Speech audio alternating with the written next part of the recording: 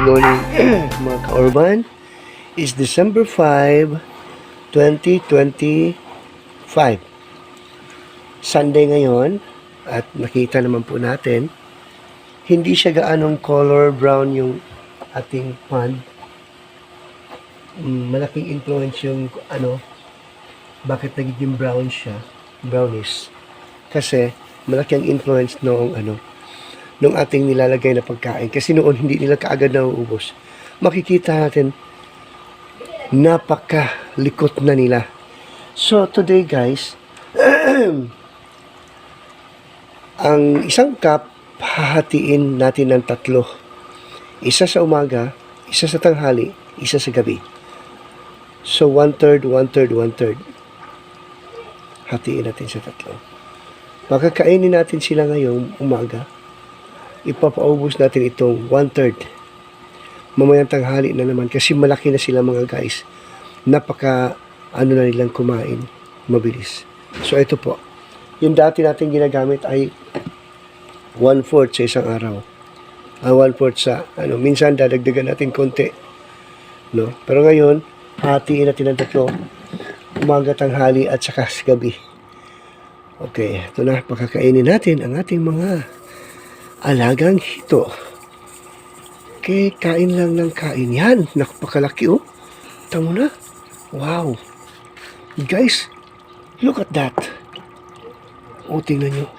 Nagkakagulo. Malaki na talaga oh. May thumb size na. Malaki pa sa thumb. Guys. Wow. Wow. Ganun na sila talaga kabilis kumain guys. Ibig sabihin nun, grow up na talaga sila. Grow out na sila. Lalaki na talaga sila, oh. Tanyo, oh. Wow, I'm surprised.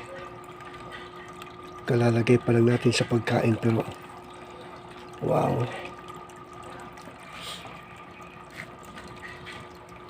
Let's kabilang side. Yan po ang progress ng natin, guys. Yan ang progress ng ating mga hito. Ngayong tanghali, kaya after sa church natin, hindi muna tayo sasama sa Arroyo. Kasi kailangan ko nang bumili, no? Kailangan ko nang bumili ng other pump. Bili ako ng 2 siguro. Kasi guys, kailangan ko talaga i-separate ko ito sila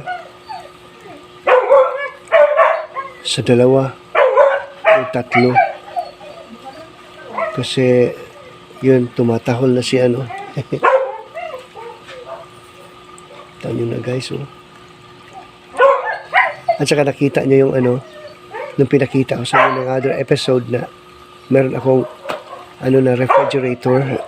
Doon ko sila ilalagay since wala pa tayong nagawang yung canvas na kaya pala talaga nagpupulasa, sila, mag-aagawan pala talaga sila pagkalaki na nila.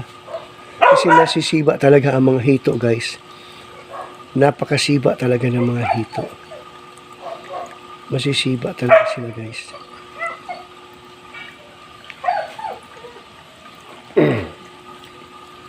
Yan. Ganun sila ka-active. Yeah. Mas maingay ito guys kapag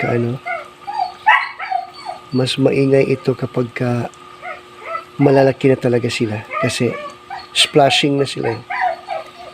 Ito hindi mo pa maririnig yung splashing nila. Paglipat ko nito, boom. May factor, malaki talaga ang factor din ng tawag dito. Sa isang square meter dapat 10 or 15, no? So dapat talaga natin sila. I-separate natin sila. Bibili ako mamaya ng net na mag-separate sa kanila. Yung net na lulusot yung hito. Para yung mga maliliit, maseseparate talaga. Yung mga malalaki ang ating ililipat. Guys, talagang ang haba na nila oh.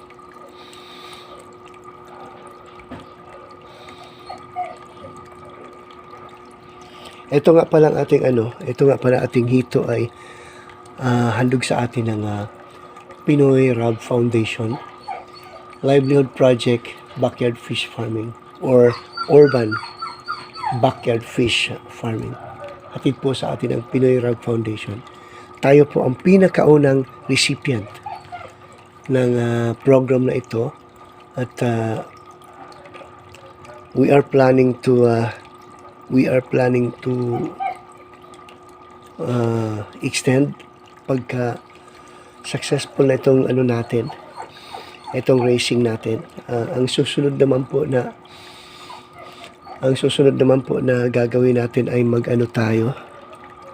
breeder, tayo ng breeder, then magbe-breeding tayo, then tawag to, yung tatanggalin natin yung sperm ng lalaki, ihalo natin sa egg ng babae, and then ayun, mag-hatch na sila. Iba na naman proseso yan. So that's another, nasa unang pa lang ako guys nasa unang level pa lang tayo, no? Nagpapalaki pa lang muna tayo, observation pa lang yan. So ang dami pang ang dami pang dapat matutunan kasi we are going to get serious with the raising of this hito kasi it's a livelihood project. Yan guys, maingay masyado si baka gutom ang aso. Ayan. So, binago na natin yung cup ng it's 1/3. Ibig sabihin in 1 cup, ang isang cup ay hinahati na po natin. Ginagawa na natin 3.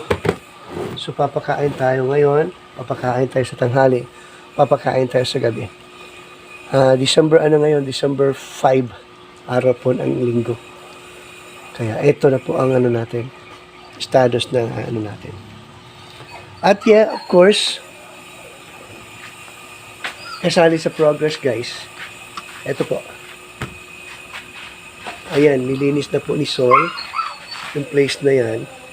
From then, dun sa may from there sa may Imburnal, tatanggalin ko yan, patakbo yan dito, pag ganyan, sisimentohin natin yan. Yeah, sisimentohin namin yan tomorrow para na siya. Para pagka the other day, pwede nang ilipat yung Anyway, pwede na ako maglipat dito na side. Diyan, ilipat ko na siya dyan na side. Para para tawag dito. Yan ang magagamit natin for temporary place kasi itong ating present fund ay ililipat natin kasi ang baba po nito, kita niyo po yung poste na yan. Yung poste po na yan ay yan siya. Yan po ang boundary natin. At saka doon sa other side, makakita kayo ng poste doon. Ayun. Yun. Yung poste po na yan. Saan ba ang kamay ko? Where am I? Ayan. Yan, poste na yan. So, exciting.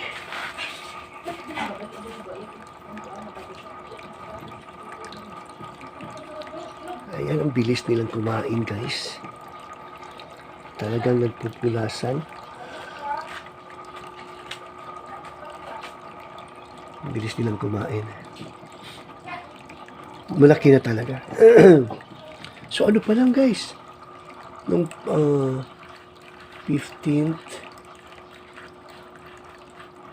nag-umpisa ako. So, ngayon 15th, magto 2 months na sila. Kasi 4 weeks daw yung binili ko. And then, 4 weeks. Nung binili ko sila doon sa sa site talaga.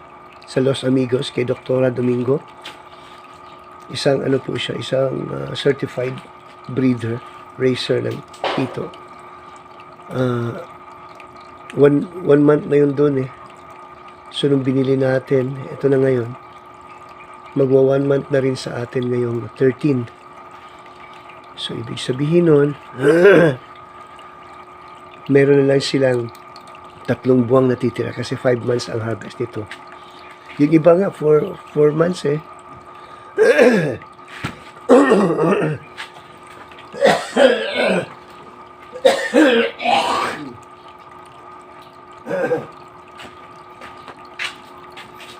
Yung iba po ay 4 months, hina-harvest na. Pero pala, ano natin, gawin natin silang 5 months. Tingnan natin kung gaano sila kalaki.